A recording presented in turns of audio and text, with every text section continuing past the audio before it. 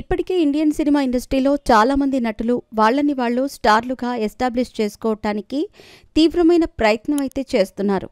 మరి ఇలాంటి సందర్భంలోనే ఇక మీదట వాళ్ళు చేయబోతున్న సినిమాల విషయంలో ఎలాంటి సక్సెస్లను సాధిస్తారు, వాళ్ళకంటూ ఒక సపరేట్ ఐడెంటిటీ క్రియేట్ అవుతుందా లేదా అనే ధోరణిలో కొన్ని ఆలోచనలైతే వ్యక్తమవుతున్నాయి.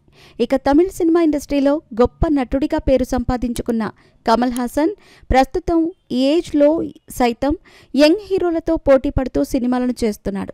మణిరత్నం దర్శకత్వంలో కమల్ హాసన్, శింబు ప్రధాన పాత్రల్లో నటిస్తున్న సినిమా థగ్ లైఫ్. ఈ సినిమా జూన్ 5వ తేదీన ప్రేక్షకుల ముందుకు రాబోతోంది.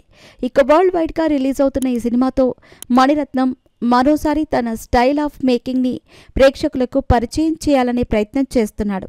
అలాగే కమల్ హాసన్ సైతం ఒక వినూత్నమైన నటనను ప్రదర్శించి తనను తాను స్టార్ హీరోగా ఎలివేట్ చేసుకోవాలనే ప్రయత్నంలో ఉన్నట్టుగా తెలుస్తోంది. ఇక శింబు సైతం మరోసారి డిఫరెంట్ పాత్రలో కనిపించి ప్రేక్షకులను మెప్పించే ప్రయత్నం అయితే చేయబోతున్నాడు.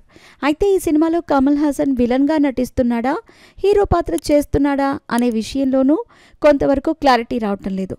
ట్రైలర్ని బట్టి చూస్తే ఈ సినిమాలో కమల్ హాసన్ హీరోగానే కనిపిస్తున్నప్పటికీ అందులో ఒక చిన్నపాటి మెలిక అయితే ఉంటుందని కొన్ని వార్తలైతే వస్తున్నాయి.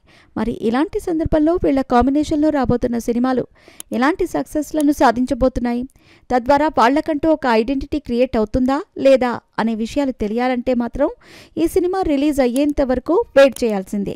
కమల్ హాసన్ వినూత్నమైన పాత్రలో కనిపించి మరోసారి తన నటనా ప్రతిభను బయటకు తీయాలని చూస్తున్నట్టుగా తెలుస్తోంది. ఇప్పటికే ఆయన చేసిన భారతీయుడు 2 సినిమా ఆశించిన మేరకు విజయాన్నైతే సాధించలేదు. కాబట్టి ఎలాగైనా సరే ఈ సినిమాతో మరో సక్సెస్ని సాధించి భారీగా కంబ్యాక్ ఇవ్వాలనే ప్రయత్నంలో ఉన్నట్టుగా తెలుస్తోంది. లోకేష్ కనకరాజు దర్శకత్వంలో చేసిన విక్రమ్ సినిమా ఆయనకు మంచి గుర్తింపును తీసుకొచ్చింది. ఆ సినిమాలో 50 సంవత్సరాల పైబడిన వయసున్న క్యారెక్టర్లో నటించి ప్రేక్షకుల చేత శభాష్ అనిపించుకున్నాడు. ఇక ఇప్పుడు కూడా అలాంటి పాత్రని ఎంచుకుని ముందుకు సాగుతూ ఉండటం విశేషం. మరి ఏది ఏమైనా కూడా ఈ సినిమా అతనికి మంచి గుర్తింపును తీసుకొస్తుందా లేదంటే విమర్శలను ఎదుర్కొనే విధంగా చేస్తుందా అనేది తెలియాల్సి ఉంది.